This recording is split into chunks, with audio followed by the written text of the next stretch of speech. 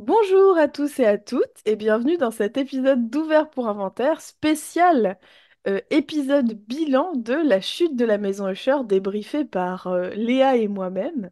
Une série de Mike Flanagan en 8 épisodes disponible sur Netflix. Coucou Léa! Coucou Alénis et coucou tout le monde.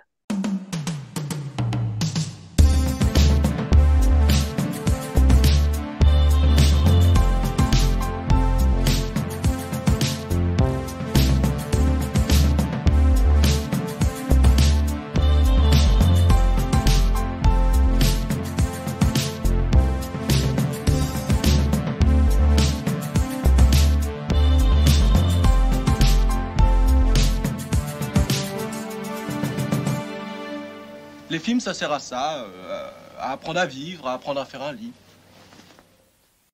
Alors, pour ce bilan, je me suis écrit quelques petites questions. Donc, on avait dit Mhm. qu'on allait revenir un peu sur l'aspect adaptation de l'œuvre d'Edgar Allan Poe, ce qu'on va faire juste après. Mais la semaine dernière, comme on a dû couper assez rapidement l'enregistrement parce que je devais partir, on n'a pas eu le temps de faire une vraie belle conclusion de l'épisode 8. Alors je voulais te demander, Léa, ce que tu avais pensé de ce dernier épisode et notamment de la fin de ce dernier épisode parce que c'est là où on est passé le plus rapidement. Ouais.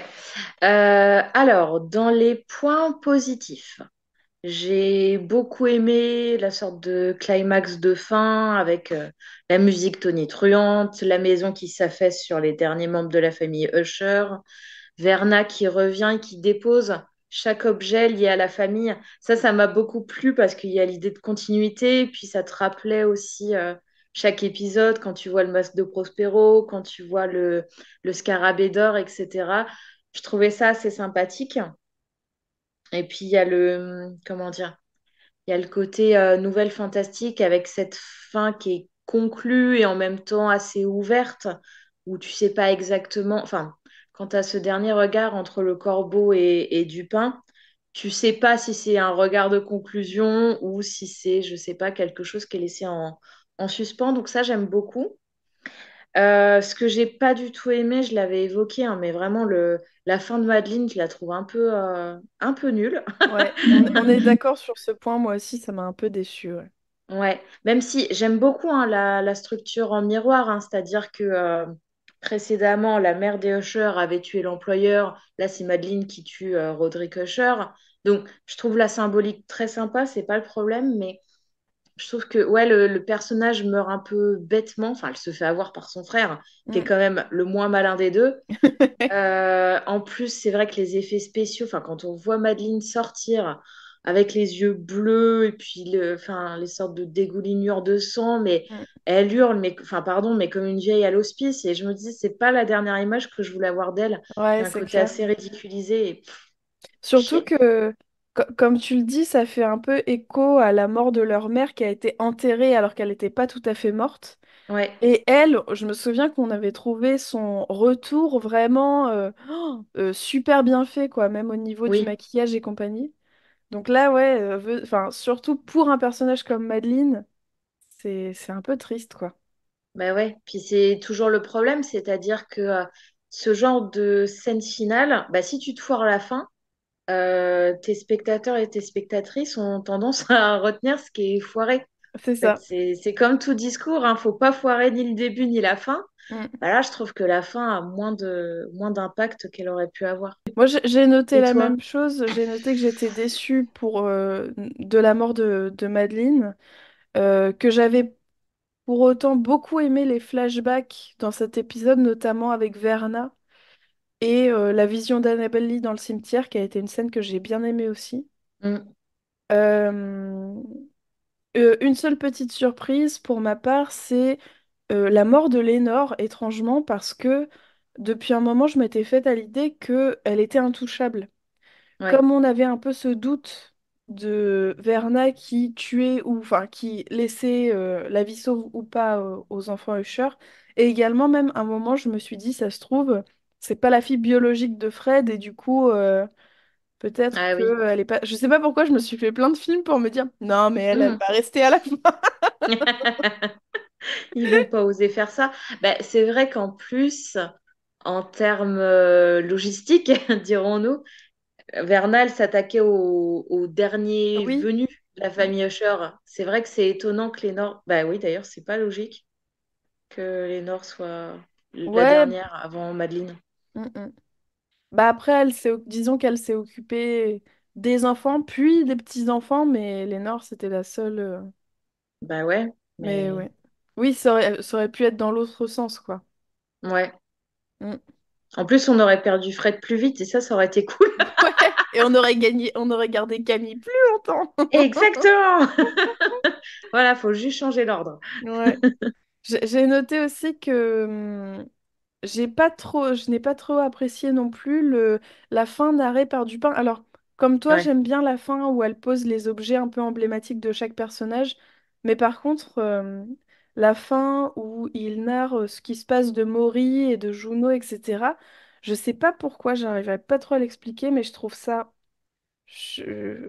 C'est pas le bon terme, mais je trouve ça un peu fainéant comme façon de faire. Je sais Mm. pas comment dire, mais souvent, tu sais, c'est un peu... Bon, bah, pour expliquer des trucs qu'on n'a pas eu le temps de faire, en 3 minutes, on va te parler et puis on va montrer deux, trois trucs. Je sais pas, Ouais. ça m'a un peu déplu, là, la façon dont c'était fait. Bon, c'est pas très grave, mais voilà. Et par contre, ce que j'ai vraiment apprécié, c'est que euh, dans ce récit fantastique, Dupin, à la fin, il choisit sa famille plutôt que la famille Usher qu'il a choisi toute sa vie. C'est-à-dire que Ah oui, il prend pas c'est en vrai. charge de laisser une trace dans l'histoire de la famille Usher. Il laisse son enregistrement devant la tombe de Roderick Usher et il dit, bon, enfin, c'est un peu cucu, mais il dit, moi, je suis le plus riche parce que j'ai toute ma famille et tout ça. Mais à part ça, je trouve Oui. ça intéressant que, il ait suivi l'affaire toute sa vie jusqu'à maintenant, que même jusqu'à la fin, il était là à essayer de les mettre devant la justice, quoi. Et que là, il Mm. décide de laisser tomber parce que de toute façon, ils sont tous morts, donc de pas. Et en plus, c'était un petit peu peut-être l'envie de Rodrigue quand il a invité Dupin. C'est que Dupin puisse justement être le conteur de son histoire. Ouais. Et donc Ah le oui, fait oui, qu'il bien sûr. refuse ça, je trouve ça plutôt chouette. Oui, et puis ça marque encore une fois davantage la distinction entre Roderick et Dupin, parce que Mm. Roderick, il a essayé de poursuivre son rêve de Fortunato jusqu'à la fin, même lorsque Lénore lui disait non, mais lâche-la faire, papy. Il dit non, mais toi, tu vas en faire quelque chose de bien, parce qu'il voulait Ouais, pas renoncer à cette chose-là, tandis que Dupin, qui est effectivement l'affaire de sa carrière, hein, qui lui a valu tous les déshonneurs possibles et toutes les emmerdes possibles, Mm. bah finalement, il dépose les armes à terre, entre guillemets, et il passe à la suite. c'est clair. Donc ouais, j'ai trouvé ça plutôt chouette. Qu'on Mm. n'ait pas à la fin un Dupin qui écrive un bouquin sur la famille Usher ou un truc comme ça, tu vois. Oui, Parce que c'est c'est quand vrai. même... Enfin, ça aurait pu, donc c'est chouette. Mm. Et il y a juste un truc, mais du coup, c'est un peu dans l'ensemble de la série que j'ai pas trop compris, c'est... Où est la Je... taupe? Oui, alors déjà, rip les petites hypothèses. Mais surtout, je comprends pas pourquoi Pym a commencé à bosser avec eux, en fait. J'arrive pas à trouver le... J'adore ce Hum, personnage. oui. Je comprends pas pourquoi il a été aussi fidèle au Usher et pourquoi il a commencé à bosser pour eux. Ah ouais. Ah, bonne question. Mm. Est-ce que... Je sais pas.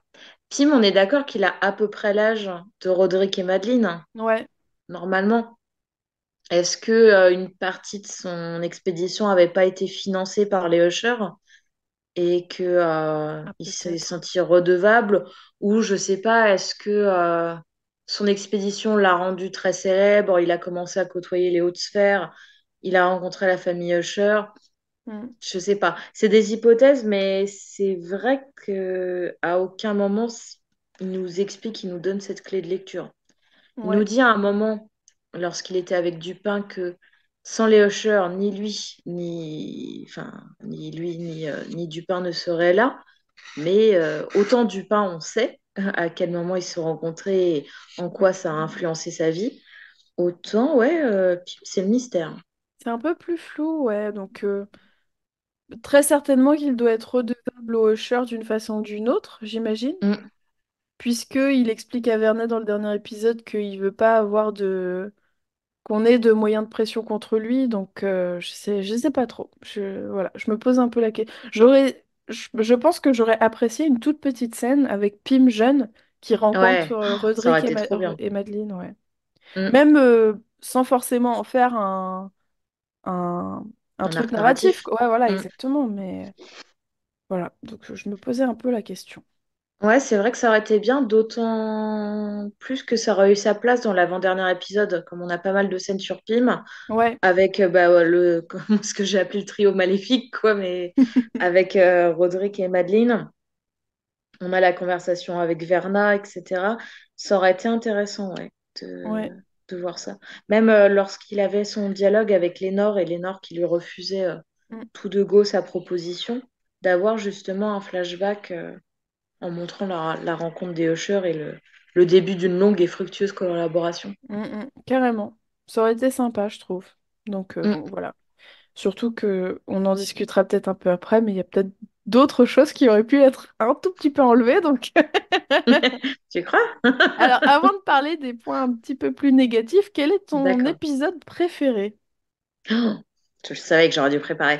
Ah mince, excuse-moi. Non, mais j'aurais Non, dû t'en non, parler avant aussi, hein. non, en vrai, j'ai réfléchi à la question.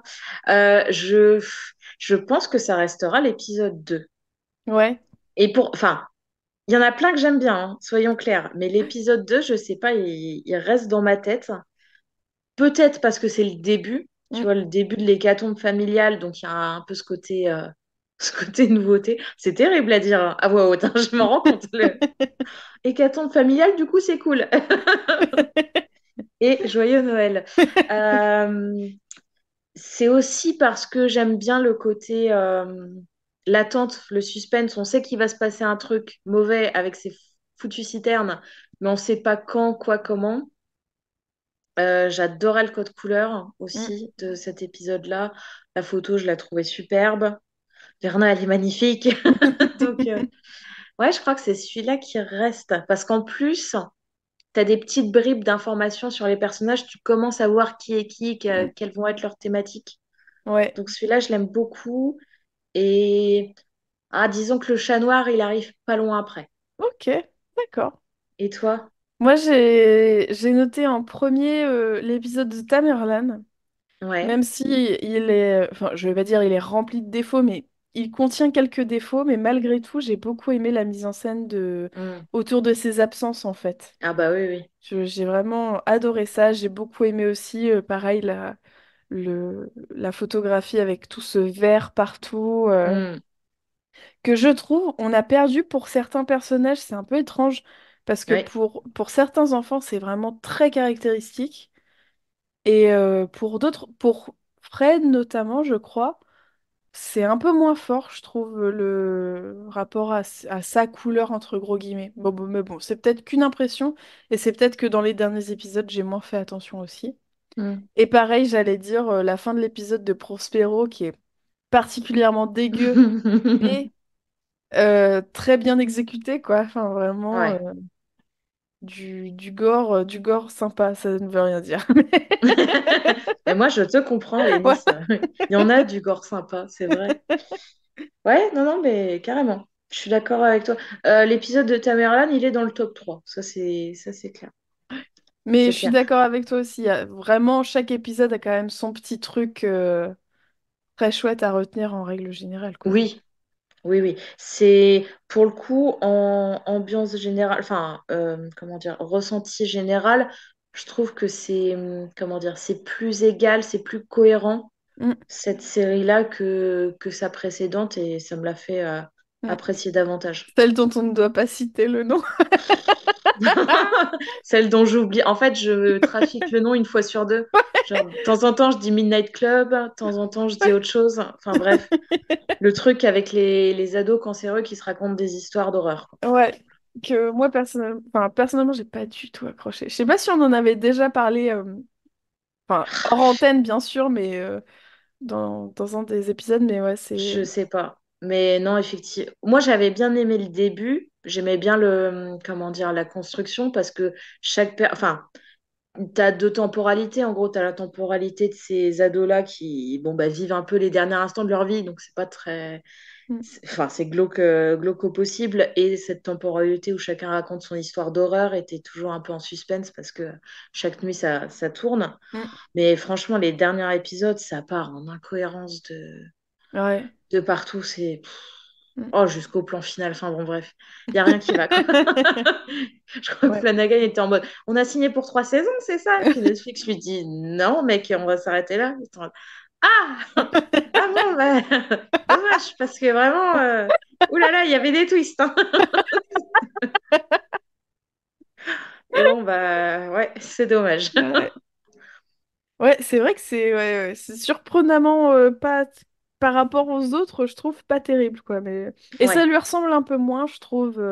Mm, Moi, mm. enfin bon, c'est un autre sujet, hein, mais ce qui m'a particulièrement déplu dans Midnight Club, c'est aussi dans certains récits de films d'horreur, il y avait des trucs qui étaient appuyés de fou et Ah oui, on comprenait que c'était méta et que c'était un peu pour la blague, mais ah, c'était lourd quoi. C'était vraiment. ouais, c'est vrai. Genre, tu sais, des jumpscares de partout, t'as un personnage qui arrive Oui, devant, derrière, sur le côté, voilà, bon, bref, c'était vraiment pas très agréable. c'est vrai qu'elle était saoulante, cette scène. Euh, Ton personnage préféré? Mm. J'ai le droit à combien? Bah, ce que tu veux, hein, ça va, y a pas de Ok. limite. Alors, j'adore Verna. Voilà, soyons clairs. Déjà parce qu'elle est jolie. Non. Non, c'est juste que bah, oui, c'est un personnage hors du temps, de l'espace. Elle peut se transformer en n'importe quoi. Elle est ambivalente. Elle est autant meurtrière qu'empathique. Mm. Enfin, Verna, c'est la meilleure. Sinon, j'adore Juno parce que elle me fait beaucoup rire, même si c'est souvent à Malgré son elle, insu. ouais, c'est ça. Oui, c'est ça. Mais cela étant, enfin, blague à part sur le micro qui lui tombe sur la gueule ou les bourdes qu'elle peut lancer en public, je trouve que son parcours est hyper intéressant. Peut-être un peu caricatural, certes, mais enfin quand même, on part effectivement d'une toxico qui est rebut de la famille Usher à finalement la dernière héritière vivante et qui va faire quelque chose de bien de Fortunato, quoi. Mm, mm. Et à aucun moment, Roderick le voyait venir, ça. Complètement. Et d'ailleurs, Donc ouais, personne ne le voyait venir puisqu'elle était non, complètement dépréciée par tout le monde, quoi. Même tous les enfants Usher. complètement. Euh, j'ai beaucoup aimé Camille, mais en fait, on l'a pas suffisamment vue pour que ça soit un personnage préféré. Ouais, je suis Donc, d'accord. c'est comme Tamerlan, si tu veux, j'apprécie énormément ce personnage. Je peux pas dire que c'est mon personnage préféré parce que, bah, effectivement, j'ai très envie qu'elle meure, donc c'est un peu antinomique. Mm. Mais cela étant dit, elles ont des failles qui m'intéressent, hein. C'est des personnages complètement névrosés, qui ont beaucoup de fractures et je sais pas. Ça me plaît. J'adore. C'est clair. Bon, toi, enfin, je veux pas spoiler, mais je crois qu'on a une idée. Bah oui, oui et non en fait, parce que Ah ah. effectivement, bien sûr, je vais citer Madeleine que j'aime d'amour depuis les premiers épisodes, mais Mm. j'ai autant j'adorais son aplomb dans les premiers épisodes, Ouais. autant cet aplomb qui se transforme en égocentrisme, en orgueil, en vanité, ça m'a ça m'a déplu humainement, mais en Mm. réalité, je trouve que ça en fait aussi un personnage très intéressant puisqu'on se rend compte Ouais. que euh, on se rend compte de ces... Je trouve ça encore plus intéressant, enfin, pas encore plus, mais je trouve ça intéressant qu'on se rende compte de ces défauts plus tard, comme les personnages qui ont l'air très mauvais au début. Je trouve ça intéressant aussi qu'on se rende compte de leur qualité un peu plus tard Oui. et que ça fasse pas des personnages trop manichéens. Mais c'est le cas de Tamerlan, de Camille, en fait. Mm. Tu te rends compte, pardon, rapidement de leurs défauts. Mais tu sens qu'il y a quelque chose où tu pourrais aller trouver Ouais. quelque chose de positif aussi. Et je suis complètement d'accord avec toi. Je pense que ça aurait été Camille si elle avait eu plus de temps Mm. dans la saison. Mais malheureusement, on la voit pas beaucoup. Et d'ailleurs, c'est ce qu'on se disait, c'est que même dans son épisode, on la voit quand même pas des masses. Non, elle est très secondaire. Et j'ai beaucoup aimé, mais c'est pareil, tu vois, Pim à la fin, je le trouve super aussi. Oui. Et vraiment ce duo Dupin-Rodrigue, que pour les acteurs jeunes ou les acteurs plus âgés, je le trouve génial. Enfin voilà, j'adore leur dialogue, donc je n'ai pas réussi à choisir. Non, mais c'est ça, hein. Faut faire des top 5 ou 6. Ouais, c'est ça. Mais souvent, enfin, dans les séries de Flanagan, je trouve les acteurs super, quoi. Ah ouais. D'ailleurs, c'est dans Midnight Mass où l'actrice qui joue Tamerlane, elle joue vraiment une bigote Mm. que j'adore aussi. J'adore ce personnage, je la trouve, Ouais. je la trouve super là-dedans. Terrifiante, mais Ouais. super. Ouais.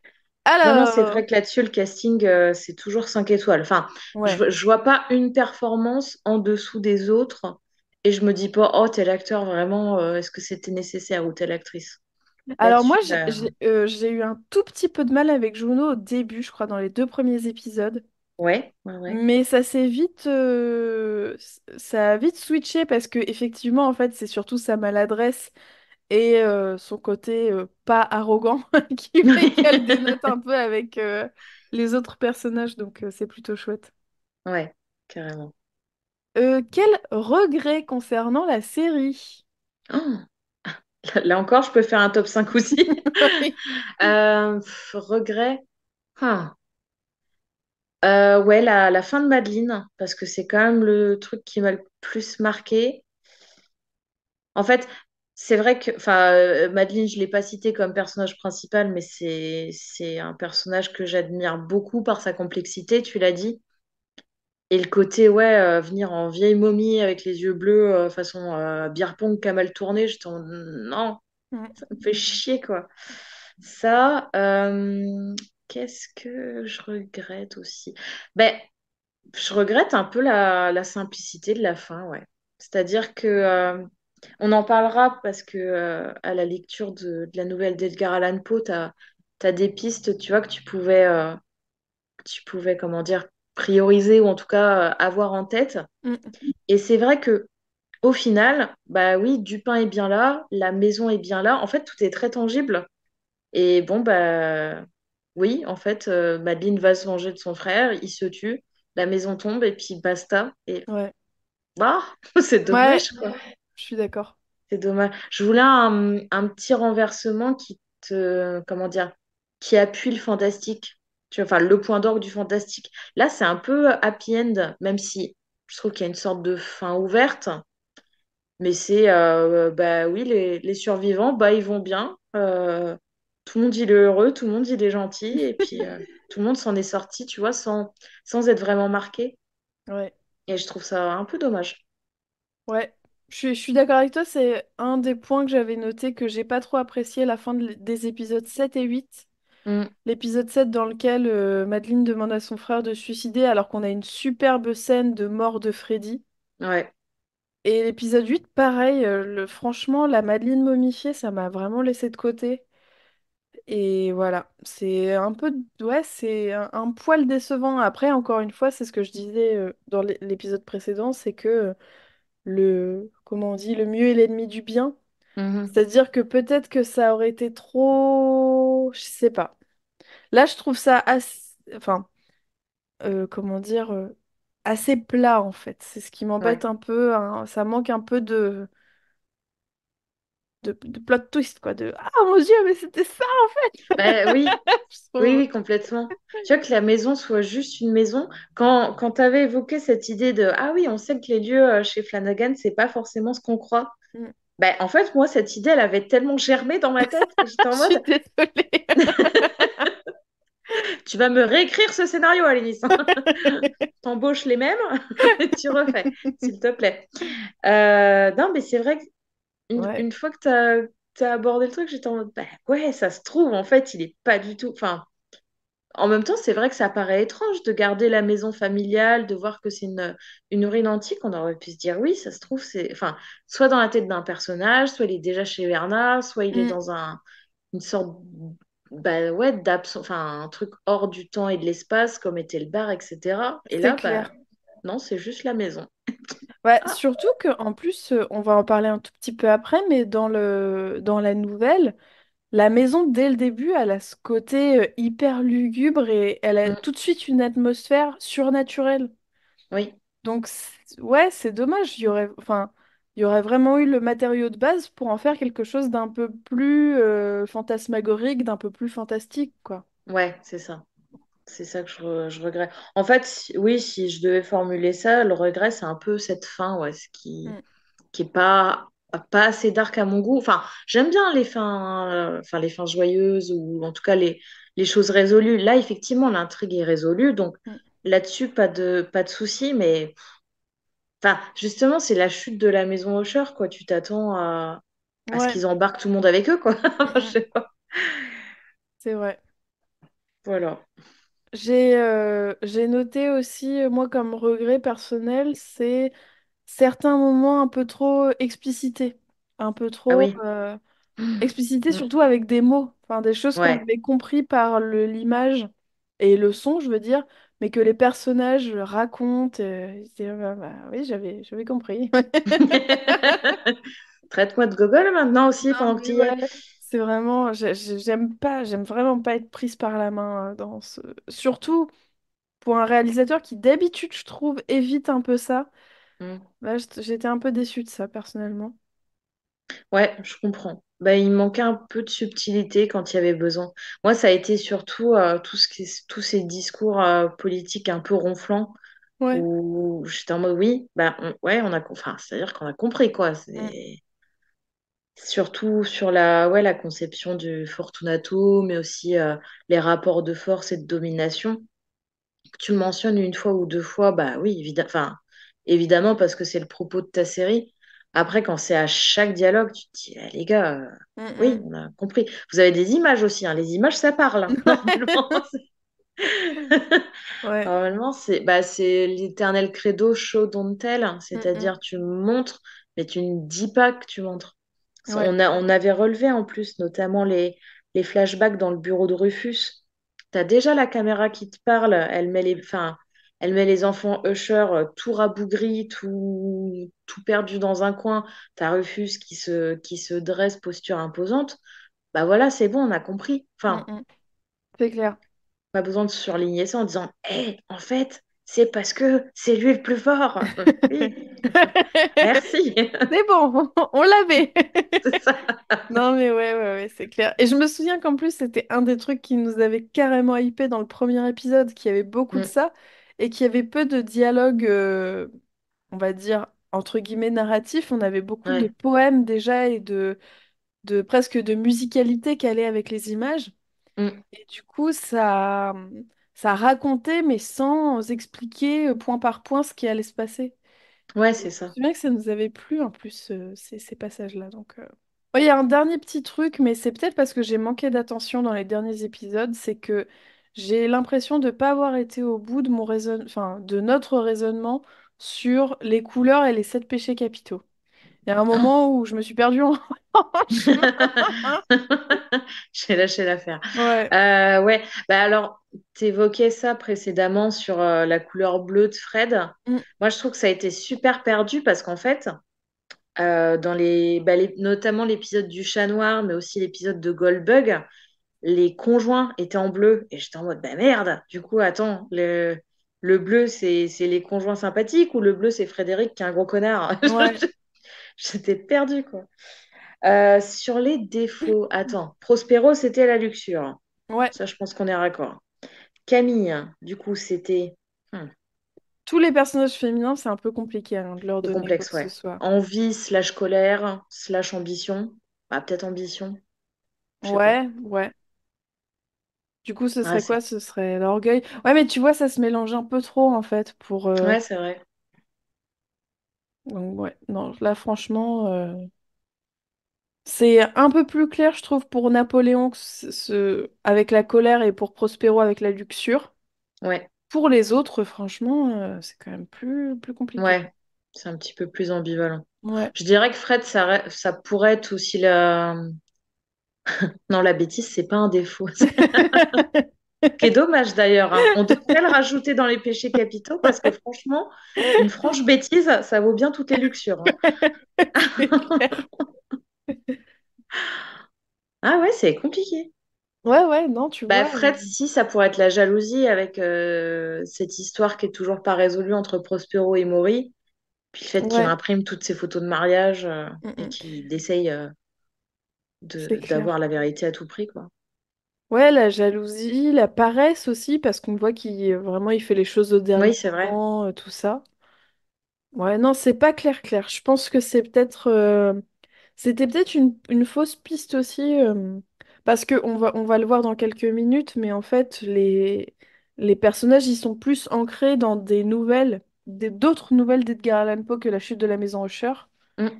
Et donc, j'ai l'impression qu'il s'est finalement plus inspiré de ça que des sept péchés capitaux, ce qui est assez logique. Ouais, bien sûr. Après, à mon avis, si on a repéré ça, c'est qu'il y avait quand même des Des choses pistes à qui étaient voir. lancées, quoi. Ouais, Ouais. ouais, ouais, c'est Ouais, sûr. ouais. Ouais, peut-être, soit c'est nous qui n'arrivons pas à mettre vraiment le doigt dessus, soit c'est lui qui a peut-être fait ça de façon un peu approximative. Hmm. Je sais pas. J'ai pas trop de Alors, réponses. J'ai pas trop de réponses.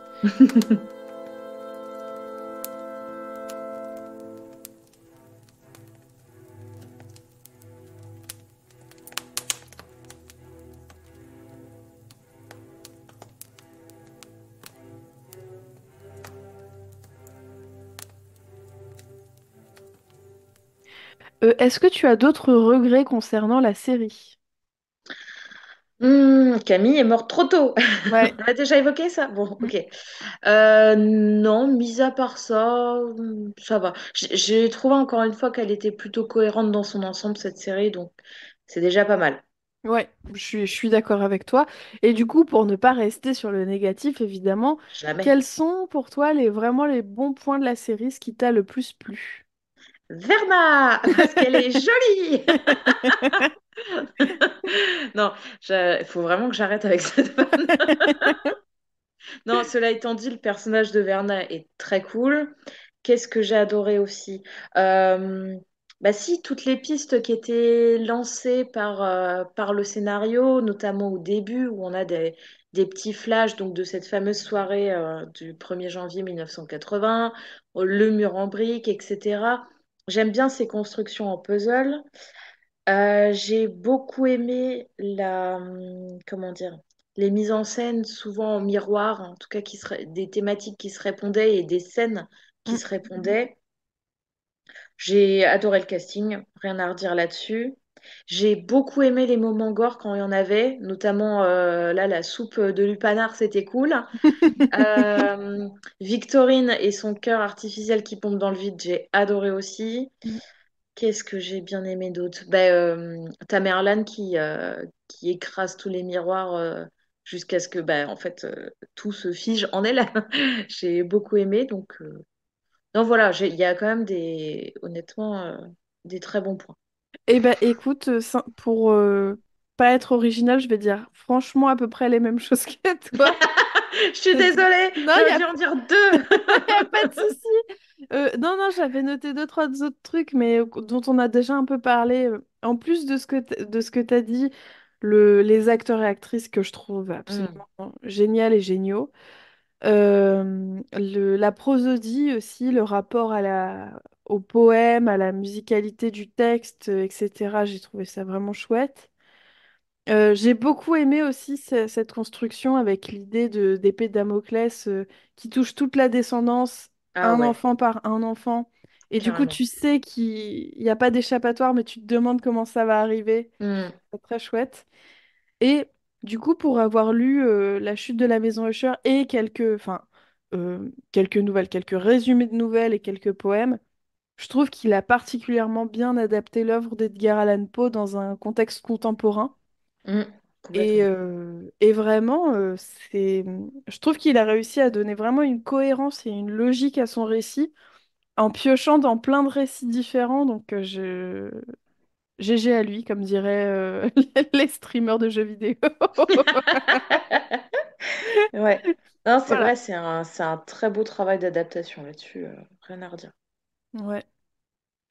On commence à entrer dans le vif de la Allez. littérature. Comment on dit? Poéenne? Tu sais, on peut dire genre. Attends, ça veut dire. On dit genre un poème hugolien pour parler des poèmes de Oh Victor là Hugo. là là là. Mais Ah du oui, coup, pour d'accord. Edgar Allan Poe, je sais pas C'est comment compliqué. dire. Edgarien, politien, Je sais pas. aucune idée. Bref, Edgar Allan Poe, donc. Tout à fait. Alors, on commence peut-être avec la chute de la maison Usher, comme ça c'est fait. C'est vrai, ça marche. Euh, Est-ce que tu veux que j'essaye de résumer un petit peu la nouvelle et on revient dessus ensemble juste après? Super. Alors, dans la chute de la maison Usher, qui est donc une nouvelle d'Edgar Allan Poe, on rencontre un narrateur qui arrive devant la maison, oui, la demeure Usher à cheval et qui sent tout de suite l'étrangeté du lieu et le fait qu'il soit dans un décor un peu... il ressent quelque chose de méphitique, qui est mon Mm. mot préféré, excusez-moi. Donc, qui veut dire en gros une atmosphère un peu bizarre, un peu lugubre, un peu austère autour de ce manoir. Donc lui, déjà, il se sent pas très bien quand il arrive. Et il vient voir son vieil ami, donc Roderick Usher, qui lui a envoyé une lettre pour qu'il passe le voir, en lui expliquant qu'il était malade physiquement et mentalement, et qu'il voulait absolument le voir avant de disparaître, quoi, de mourir. On apprend que la famille Usher est intrinsèquement liée à cette maison parce que elle a toujours été héritée de père en fils, on va dire, dans une seule et même lignée. Et donc, les gens du village et les paysans qui sont autour appellent cette maison la maison Usher. Donc, il y a vraiment un rapport entre le lieu, justement, et la famille. Donc, t'aurais Mm. pu faire quelque chose d'autre. Dis ça, on dit rien. Le- Je me transforme en Grinch, quoi, vraiment. J'adore cette période. On a donc la description de Roderick Usher qui ressemble déjà à un spectre Mm. et qui a déjà la grosse tête, ce que je trouve très drôle dans sa description physique. Il dit qu'il a un grand front, donc je trouve ça assez marrant. Donc il a un teint très pâle, il a des cheveux un peu flottants dans l'air. Et surtout, on apprend que c'est déjà un conteur, voire même un poète, puisque il raconte des histoires à son invité, tout en jouant un petit peu de musique. Donc on se rend compte qu'il aime raconter des histoires. Mhm. Il explique également au narrateur que tous ses sens sont en ébullition et qu'il, comment dire, il devient hypersensible à tout ce qui l'entoure, à la lumière, au bruit, au son, aux odeurs, etc., etc. Le personnage de Madeleine, donc la sœur de Roderick Usher, est déjà là. On apprend qu'elle a une sorte de maladie aussi qui semble l'affaiblir. Et le narrateur la croise une fois dans le château, mais il la croise comme si c'était déjà un peu un spectre. Il la croise au loin, elle lui fait un peu peur, etc. Roderick Usher récite un poème sur un palais avec des ombres et un roi qui est en train de mourir. Un peu plus tard, Madeleine meurt. Et les deux, donc le narrateur et Roderick, décident de la déposer dans dans les catacombes, je sais pas, en tout Mm. cas sous Sorte de le, caveau, ouais. ouais, c'est ça, sous la demeure. Euh, Il y a une excuse dont je me souviens plus trop. Roderick dit il ne veut pas que les médecins touchent sa sœur ou quelque chose comme ça, et donc qu'il faut la laisser à l'intérieur du manoir. Le narrateur lui aussi commence à avoir des hallucinations comme Roderick. Il commence à avoir notamment des hallucinations auditives. J'ai zappé un moment, mais je me rattrape. En fait, un soir, il commence à entendre des bruits qui lui font peur. Roderick vient dans sa chambre, euh, un peu, euh, un peu furieux, enfin pas furieux, pardon, mais un peu, Fébrile. oui, voilà, fébrile et il commence vraiment à halluciner, à être hors de lui. Et le narrateur décide de lui lire une histoire pour le calmer. Et en fait, alors qu'il est en train de lire cette histoire, il commence à entendre des bruits en même temps qu'il lit certains passages, donc il commence à un peu halluciner lui aussi. Et ils se rendent compte tous les deux que Madeleine est derrière la porte, elle entre et elle tombe sur son frère et le narrateur s'enfuit. Mhm. Et le narrateur, avant ça, il marmonnait un peu dans sa barbe pour dire ça fait quelques jours que je l'entends et que je sais qu'elle est vivante parce que il arrive à percevoir des sons que le narrateur ne pourrait pas percevoir. Le narrateur s'enfuit et le manoir disparaît derrière lui alors qu'il s'enfuit à cheval et non seulement disparaît mais semble s'écrouler sur lui-même Mhm. alors que le narrateur est en train de prendre la fuite. Ouais, Voilà, très beau résumé. merci. Je crois que j'ai zappé des trucs, mais bon. Oh bah non, ça va. Non, c'est bien. Impeccable. T'en as pensé quoi, la lecture? J'en ai pensé que, eh ben, justement, Alors, j'ai pensé qu'il y a certains points qui sont très bien adaptés et très bien retranscrits dans la série, Mhm. notamment le caractère de Roderick Usher, qui, euh, avec ce côté qu'on retrouve dans le personnage, qui veut donner une bonne impression, mais qui est en pyjama, enfin voilà, j'ai trouvé ça assez marrant, et même son côté beau parleur, en fait. Il Ouais, adore raconter, il aime placer quelques vers par-ci par-là, donc j'ai trouvé ça chouette. J'ai trouvé ça intéressant aussi que le narrateur, ce soit un ancien ami de Roderick, ouais, là où Dupin finalement était peut-être aussi un ancien ami, mais depuis le temps, il se place plus en ennemi qu'en ami. ouais, tout à fait. Donc j'ai trouvé ça chouette. Et quoi d'autre? Alors, en fait, ce qui m'a un peu saoulée, c'est que je me suis dit qu'il y a des points qui auraient pu être mieux faits dans la série, notamment la mort de Madeleine, en fait. Ah ouais, beaucoup mieux, hein. Parce que tu gardes à peu près la même idée, t'enlèves un peu le... Enfin, je sais pas, je trouve que ça aurait pu être un peu mieux raconté. Mm. Et il y a un autre truc, c'est que bah, c'est ce dont on a parlé il y a pas si longtemps, mais la question du lieu, qui là a Ouais. vraiment une importance Enfin, qui est vraiment une très forte importance dès le début de la nouvelle, Mm. par son atmosphère. Et donc, en fait, ça aurait pu être le centre d'un... En fait, ça aurait pu mélanger vraiment l'œuvre originelle et un peu la patte de Flanagan sur ce qu'il fait justement de ces lieux qui sont pas tout à fait ce qu'on pense, quoi. Ouais, tout à fait. Voilà. C'est bien résumé aussi. Toi, est-ce que tu en as pensé quelque chose en particulier de cette lecture Euh, oui, bah, j'ai bien aimé hein, globalement parce que ça reprend tous les codes de la nouvelle fantastique dont ça ne pouvait que me plaire, à Ouais. savoir folie du personnage principal, un personnage extérieur qui arrive et qui petit à petit se laisse influencer par son environnement et commence à développer les mêmes psychoses que les autres.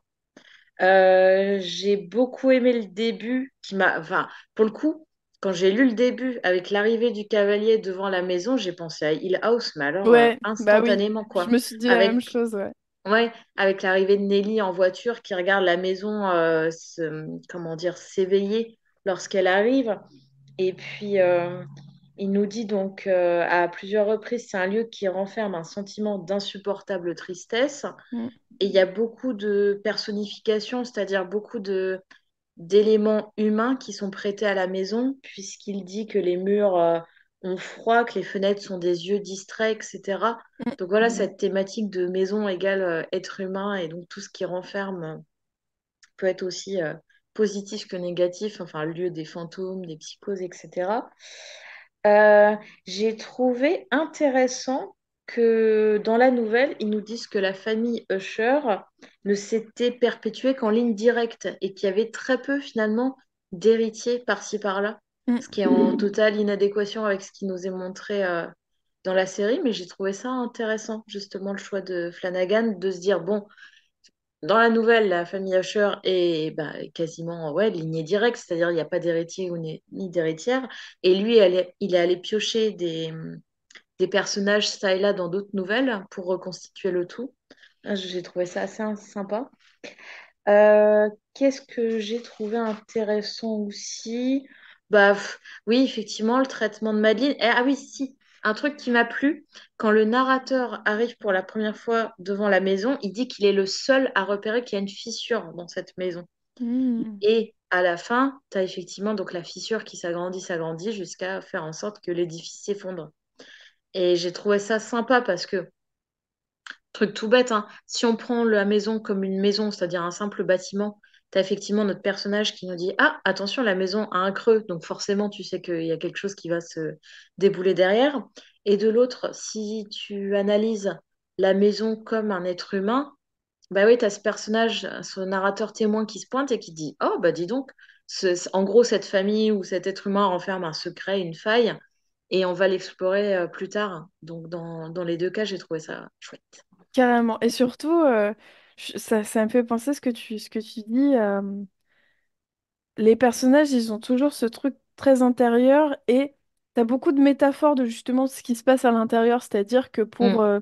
Victorine, il y a son prototype de pacemaker qui se place du coup dans le cœur, enfin, on en avait déjà un peu parlé, mais dans le foyer du corps, quoi, finalement. Et t'as Ouais, toujours un peu des petits trucs un peu métaphoriques comme ça, dont la maison fait partie, en fait. Ce truc ouais. que la maison, c'est le foyer par excellence, qui, du coup, qui, comment dire, je trouve pas mon mot, pardon. J'allais dire qui emmure, mais c'est pas le bon mot.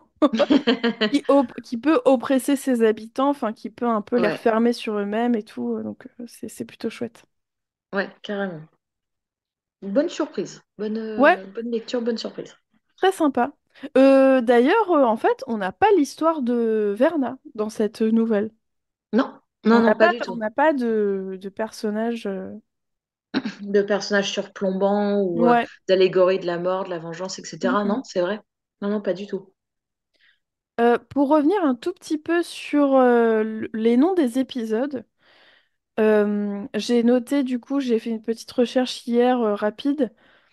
On a donc, enfin, c'est juste pour résumer un petit peu les nouvelles dont chaque épisode est tiré, et puis après on pourra revenir un peu dessus. Donc pour le premier épisode, sur le minuit lugubre, c'est simplement le premier vers du poème Le Corbeau d'Edgar Allan Poe, qui en fait fait un parallèle avec l'épisode 8 qui s'intitule lui-même Le Corbeau. Mm, Donc on a un peu la boucle est bouclée, quoi, dans ce poème, qui est un peu le poème de Roderick Usher. ouais. Sauf que On est... Mallarmé, il est logique. Il dit par le minuit lugubre et pas sur ce foutu minuit lugubre. Ouais, c'est bizarre, hein. Bah ouais, je comprends pas. L'épisode 2, Le Masque de la Mort Rouge, alors ça j'ai trouvé ça super intéressant. C'est une nouvelle de Poe dans laquelle le prince Prospero s'est enfermé dans une abbaye accompagné de ses courtisanes afin d'échapper à l'épidémie de mort rouge. Mm, Il organise une orgie dans 7 pièces de l'abbaye avec 7 couleurs, donc le bleu, le rouge, le vert, l'orange, le blanc, le violet et le noir qu'on retrouve dans la série. Et, mm. et Prospero voit une personne qui a un masque de mort comme il voit Verna dans la série. Il la poursuit et lorsque celle-ci se retourne, Prospero meurt. Puis ses convives meurent également en essayant d'arracher le masque de cet invité qui en fait disparaît. Enfin, tout le costume semble tomber sans qu'il y ait une personne derrière. Et les sols des différentes pièces sont recouvertes de sang à la fin de la nouvelle. Donc Mm. j'ai trouvé ça très chouette. Et en plus, une info. Alors, ce dont je vous parle est tiré de Wikipédia, d'accord? Donc, s'il y a des approximations, c'est. Voilà, je le dis comme ça. Donc, Wikipédia m'a appris que la maladie appelée mort rouge est en réalité une invention d'Edgar Allan Poe, très certainement inspirée de la peste bubonique et d'autres épidémies, mais voilà, ça reste une invention. Et Paul a décrit comme causant des douleurs aiguës, un vertige soudain et puis un suintement abondant par les pores et la dissolution de l'être. C'est Donc, euh, beau. donc pour les coups, ça nous fait bien penser à la soupe de l'épisode 2. Oui. Le bouillon de bourgeois. C'est Oui. ça. Pour l'épisode 3, l'assassinat de la rue Morgue, c'est tiré de la nouvelle Double assassinat dans la rue Morgue, dans laquelle j'ai noté que c'était la première apparition du chevalier Auguste Dupin, qui est un peu Ah, le Sherlock Holmes de Poe, quoi, qui est un peu l'inspecteur qui vient résoudre des enquêtes. Et dans cette nouvelle, on a une histoire d'un étrange double assassinat commis sur 2 femmes et l'inspecteur va se rendre compte que le coupable est un orang-outan. Mm. Donc ça revient avec l'épisode de Camille. Pour le chat noir, ah, je trouve que c'est presque une des nouvelles les plus glauques à mon sens. C'est l'histoire hyper glauque, j'ai marqué, d'un mec alcoolique qui maltraite sa femme et ses animaux. Il arrache un œil à son chat et le pend. Sa maison brûle, il va boire un verre et il retrouve un chat similaire à celui euh, qu'il a tué, quoi. Enfin, Mhm. voilà. Il finit par vouloir le zigouiller parce que le chat lui fait la misère aussi. Mhm. Et alors qu'il est avec une hache et qu'il court après le chat, il embroche sa femme, enfin il coupe le crâne de... Enfin il hache sa femme, je sais pas comment le dire. Je sais pas Et s'il y a une bonne ou une ouais, meilleure façon de je le dire, sais hein, pas. franchement. Et il emmure le cadavre de sa femme pour pas qu'il soit retrouvé. Et quand les policiers arrivent pour essayer de la retrouver, en fait ils entendent les miaulements du chat qu'il a emmuré avec sa femme. Donc là, ça nous fait un petit... comment dire, ça nous fait penser à l'épisode de Napoléon, mais Mm. aussi un peu à l'épisode De Rufus, de tu veux Rufus, ouais, dire? je trouve. Ouais.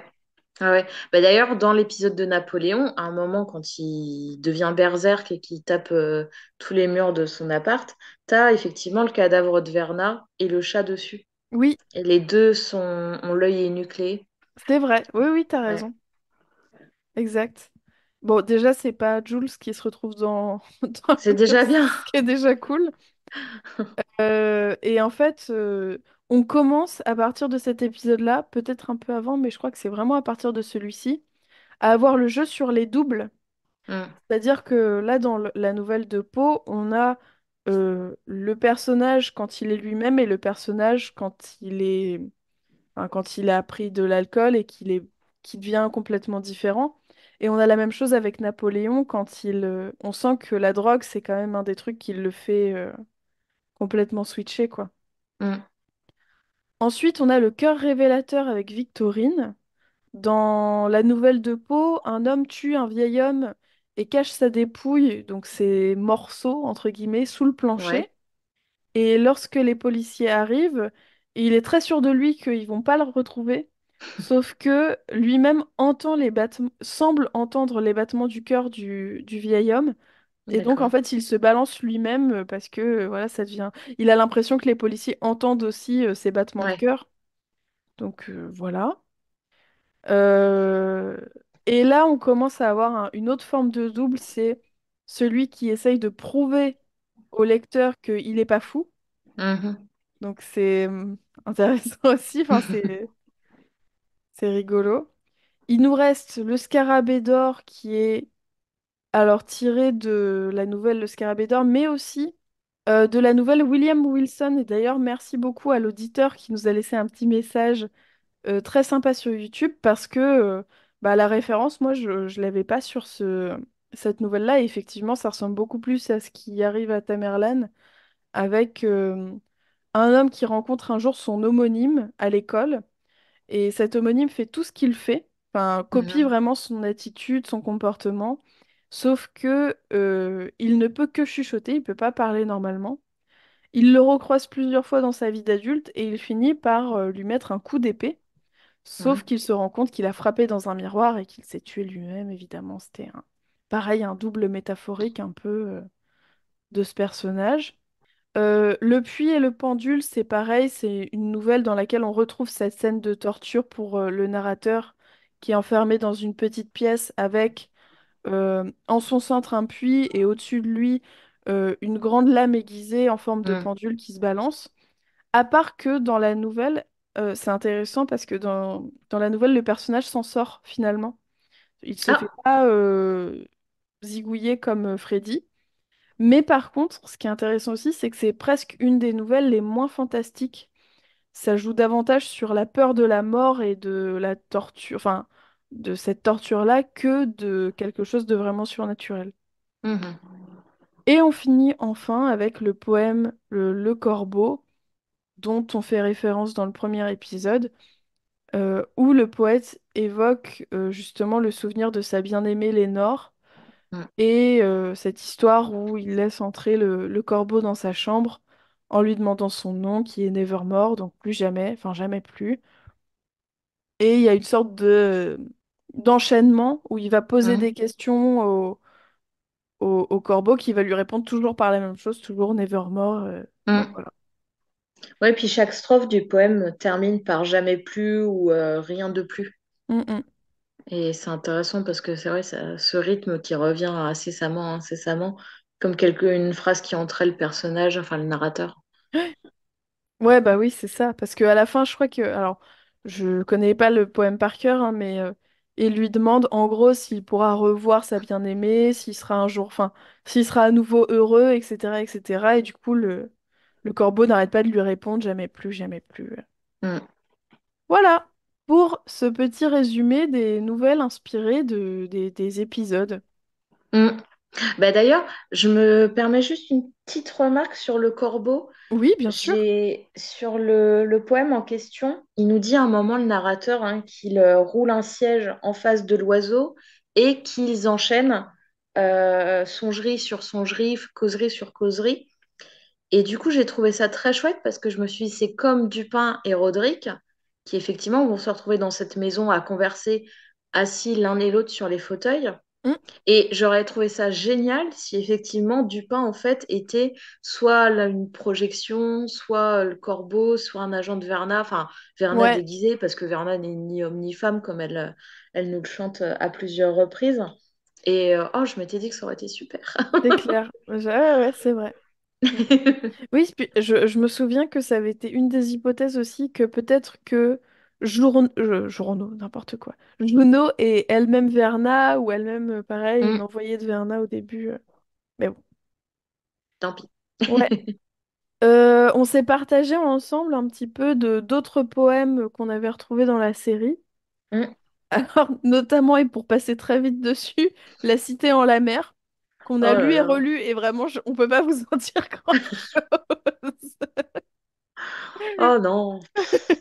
Oh là là, enfin, je suis vraiment très hermétique à la poésie, il n'y a rien à foutre.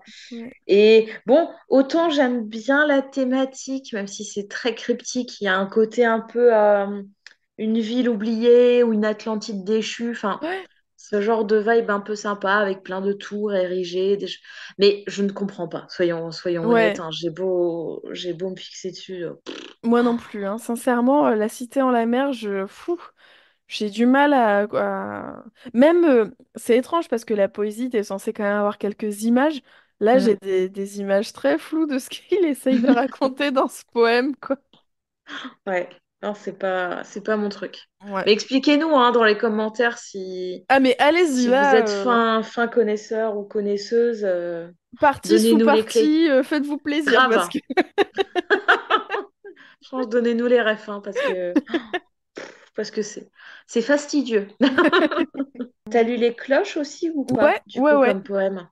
Ça, j'ai trouvé ça plutôt sympa, même si un petit peu cryptique aussi. Mm, Mais ça m'a rappelé complètement le sort réservé à Rufus. Parce qu'au départ, le poème parle de cloches qui tintent, mais d'une façon joyeuse, orchestrale, majestueuse, etc. Et plus le poème avance, et plus en fait il y a une sorte de, comment dire, un caractère funèbre mm. qui prend. Et à un moment, il parle du diable ou du roi des ghouls qui danse et qui hurle. Et ça m'a fait complètement penser à Rufus, qui est déguisé en bouffon dans la Ouais, fête. Du Nouvel An et ouais, bah ouais, qui se tortille enchaîné au mur comme il est à hurler et en même temps à teinter. Donc ça, j'ai trouvé ça plutôt sympa. mm, mm. Je sais pas ce que tu en as pensé. Carrément. Et puis moi, ça m'a surtout fait penser à... comment dire, on les a retrouvés. D'ailleurs, tu nous en parlais, Léa, mais ce tintement de cloche Hum, ou cette pendule, enfin, en tout cas, ce rapport un peu répétitif des sons de cloche, on les a retrouvés dans plusieurs épisodes. Et je trouve ça chouette parce que dans le poème, justement, comme tu l'as dit, il va y avoir des cloches plutôt positives, hum, qui renvoient au mariage ou à la fête, d'autres qui renvoient aux cloches d'alarme, en fait, qui vont alerter ouais, d'une urgence. Et c'est drôle parce que ces cloches d'alarme, on les a un peu retrouvées dans l'épisode de Freddy avec le camion, complètement. la Ouais, sirène du camion. Et bien sûr, les cloches qui plutôt préviennent de la mort, de l'enterrement, etc. Donc, j'ai trouvé ça marrant en fait qu'ils jouent un petit peu de ça dans la série.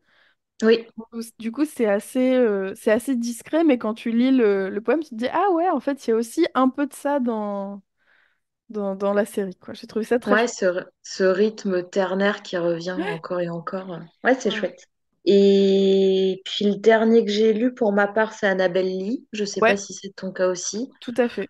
Qui est grosso modo le même, enfin je veux dire les mêmes vers racontés par Roderick Usher dans la série, Mm. qui parle de cet amour tragique, hein, du fait que Annabel Lee et le poète s'aimaient d'un amour très fort, presque même envié par les anges et par la nature, et que la nature a fini par lui arracher Annabel Lee, Ouais, et qu'il reste pleurant sur ce socle de poète solitaire à pleurer, donc l'amour perdu d'Annabel Lee. ouais. Alors ça, c'est poème lyrique à fond la caisse, quoi. C'est Ouais, vraiment la nature, l'amour, la mort, c'est bon, c'est plié.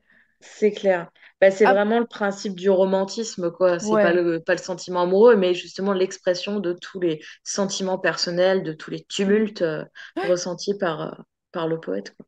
Ouais, et puis c'est vrai qu'il est beau ce poème, voilà, Puis, il est joli. Oui, oui, bah en gros, oui, ça nous dit pas grand-chose de plus que ce que nous dit, comment il s'appelle? Ce que nous dit Roderick dans la série, c'est-à-dire que qu'elle est refroidie, donc qu'elle est, qu'elle est morte, mais que lui l'aime malgré tout d'un amour indéfectible, même après sa mort, voilà, hmm. il garde ce souvenir. Moi, personnellement, je crois que j'ai rien de plus à ajouter. Bah, moi non plus. Je vois pas ce qu'il y aurait d'autre à dire. Même si Ouais. je n'ai pas envie que ce moment se termine, mais bon, va peut-être pas non Non, plus faire durer pour le plaisir de durer. c'est déjà Quoi? Non, bah écoutez, qu'est-ce qu'on peut dire de plus? Merci de nous avoir écoutés, de nous avoir suivis.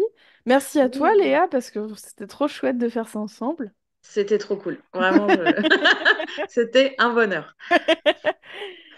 Et puis bah, nous, déjà, si on a une nouvelle série qui nous intéresse, peut-être qu'on reprendra un peu les débriefs. On va faire une Oui. petite pause parce que c'est quand même, on dirait pas comme ça, mais ça prend pas mal de temps de voir, revoir, prendre les notes en même temps, enregistrer tout ça. Ça prend au moins 10 pages hein, sur des carnets de notes. C'est énorme. C'est clair. Je vais t'offrir pour Noël un carnet débrief, tu vois, qui sera consacré à... Oh, puis oui, tu peux te permettre. Hein, j'ai déjà 5 carnets d'avance. J'en ai jamais assez. Il m'en faut plus. Non, Non, mais mais ouais, ouais, c'était. c'était Ah, trop c'était cool. grave. Encore une fois, vraiment, si vous avez des retours ou s'il y a d'autres séries qui pourraient correspondre un petit peu à ce format, n'hésitez pas à nous en faire part et puis on verra toutes les deux si on a envie de... Enfin, l'idée, c'est quand même de prendre une série, pas sur 18 épisodes de 1 heure, par exemple, et qu'on aime un peu toutes les deux ou qu'on a envie toutes les deux d'explorer, quoi. Donc voilà. Carrément. C'était bien chouette. Ouais. Prochaine étape, saga Colombo. Moi, je pensais à Lost. Ah, ah non, mais arrête. J'adore. Moi, c'est une de mes séries Bah préf. ouais, je sais. Oh non, me dis pas Mais tu te ça. rends compte, on en aurait pour plus d'1 an, quoi. C'est Ouais, tellement... je sais. C'est un engagement, mais bon, moi, je suis prête à le faire avec toi. T'es trop mignonne. Un engagement sur le très long terme, là, hein. Ouais, ouais, ouais. Je suis pas peur. Comme ça, je pourrais enfin défendre le final parce que j'ai cru comprendre qu'il n'y a pas grand monde qui l'aime. J'avoue, ouais. Enfin, je sais pas. Moi, j'y suis pas encore. J'ai toujours pas Eh vu la fin ben, de Lost. voilà. Ouais, On verra si ça mérite un enregistrement ou pas. ça marche. Bon, sur ce, on vous fait des gros bisous. Oui, merci encore Euh, de nous avoir écoutés. oui, tout à fait. Et puis, eh ben, on se dit, on ne sait pas quand, mais à très vite. Et on vous souhaite une belle fin d'année et un beau début d'année 2024 surtout. Ouais, Et puis, table gardez... rase, hein. Ouais, c'est ça. Et gardez la pêche parce que décembre, c'est nul, mais janvier, c'est encore plus nul. C'est vrai. Donc, courage à vous! Allez, courage, hein, force et honneur.